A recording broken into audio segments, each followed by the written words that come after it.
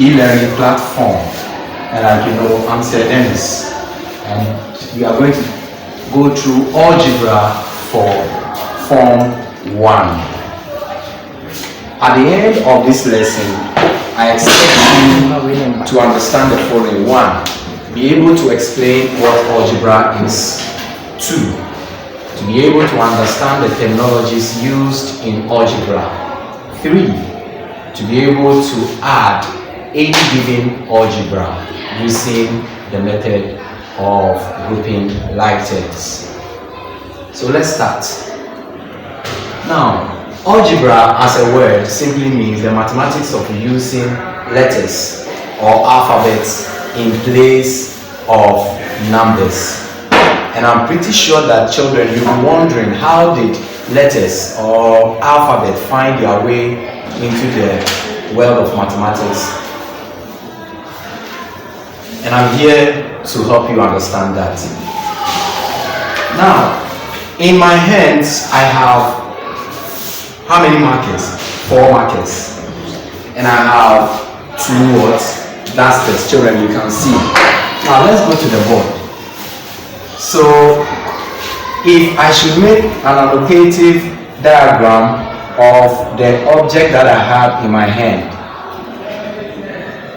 So these are markers and these are dusters. So let's just say that we are representing each marker by the letter M, because a marker begins with M, or the letter M. So we go M, M, M. So duster will be what? Good. D, D. You are right. Okay. Now, if I ask you, how many markers do we have here? I'm pretty sure that you will count and tell me that we have 4 markers. On that note, you can write it this way, algebraically, 4M. And how many dusters do we have? We have 2 dusters. So algebraically, we can also write it as what? 2D. So the question is, how did the letter M and D found their way over here? It's simply an initial use for the things you always count. I hope it makes sense, children. Good. So now, if you are in a class of, let's say, girls and boys, as I'm drawing annotatively, okay, so these are girls, and let's say these are boys, these are boys. Okay, so if I ask you, how many girls do you have in the class? You will count 1, 2, 3. How many boys do you have? 1, 2, 3, 4. And like we said early on, you would want to represent a girl by which letter? G. You are right. So we have G here, we have another G, we have another G. We have B for boy, B, B, another B for boy. So how many girls do we have? We have 3 girls. How many boys do we have? We have 4 boys. Does it make sense? Good. So this is what is termed as algebra. So it is not too alien for you to find alphabets in the midst of numbers, as far as mathematics is concerned. And I pretty much know that by now you appreciate where the letters in mathematics come from. So now let's now go on to the terminologies used in algebra. Terminologies used in algebra, or the terms. Now the first term I'm going to introduce you to is what we call variable. The next one is coefficient. Take notes. The last one is constant. We shall go on to other ones, but these ones are very much related. That is why I have them in one group. And I'm going to use a single algebraic expression to explain to you what each of these represents. So assuming we have 2x plus 3. Now you realize that the 2 is in close contact with the x. We therefore say we have already mentioned that the letters we use in algebra are referred to as variables. So the alphabets we use in algebra are referred to as variables. Variable because they vary. This x can be 2, it can be 5, it can be 7.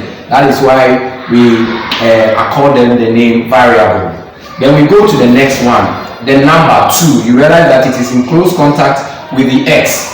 We therefore say that 2 is a coefficient, like a colleague, a friend. So we say 2 is the coefficient. So when we are talking about the coefficient, we are talking about the number that is in close contact to a variable.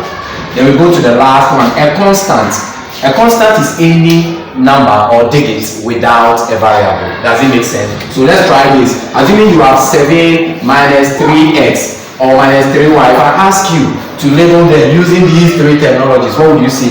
I very much know that you are going to accord 7 as a what? Constant, because it is without a variable. So that's a constant. 3 as the what? As a coefficient of y. Is true, coefficient. Then finally y as a what? Variable. So having gone through that, let's quickly go through the other terminologies. And these are the terms that are going to help you either add, multiply, divide, subtract any algebraic expression. So now, if I ask you what are the 4 basic arithmetic signs, you know we have done that already. So they are what? Minus, we have the plus sign or positive, we have the division sign, we have the what? Multiplication sign. So I'm going to mention 4 terms, and you are going to relate it to what or which of these arithmetic signs they represent. So the first one is more than. In algebra, whenever we say more than, which of these signs would you link to the word more than? Obviously it is plus, and you are right if you said so. So assuming we write an expression like this, x more than y. What does it mean? More than is plus, so it simply means what? X plus y. As simple as that. Let's go to the next one. Less than, and I'm sure by now you might have even mentioned it in your head as what? Minus, and you are right. So if you have x less than y, that is going to be what? You would want to say x minus y. But now, listen to the statement very well, children. I said x less than y. So which one is less over here? It is the x. So you usually take a smaller number from a bigger one, right? So you would want to write y minus x. Similarly, if you have a less than b, children, what is it going to be? B minus a. I hope it makes sense. Good. Let's go on to the next term, which you've abused over the time. Okay, times. Or in board maths we say of, and I know you know what this means as what? Times. That is the multiplication sign. So if I say 2 of x or twice of x is what? 2x. You know this already. Thrice of y will be what? 3y, and so on. Then the final one is divided by, as the word sounds. This one even gives away the arithmetic sign easily, so obviously it is the last one, the division sign. However, I want you to note how best to represent this. If you have a divided by b, you have to write it as a over b. So if I say a divided, as in words, divided by c, is going to be what? A over what? C, etc. So an example of that is it. What have we done so far, children? We have basically looked at what algebraic expressions are, or algebra is in a large sense, that when you are using alphabets or variables or letters in place of numbers, we call it algebra. And again, we have also said that there are specific terms used in algebra, and we came to the first set of 3: variable, coefficient, constant, and by now I know you understand. Then the last one has got to do with the more than being plus, less than being minus, times or of being multiplication, and then divided being the division sign. Then our final part is the most important thing. Our final part. Now, in addition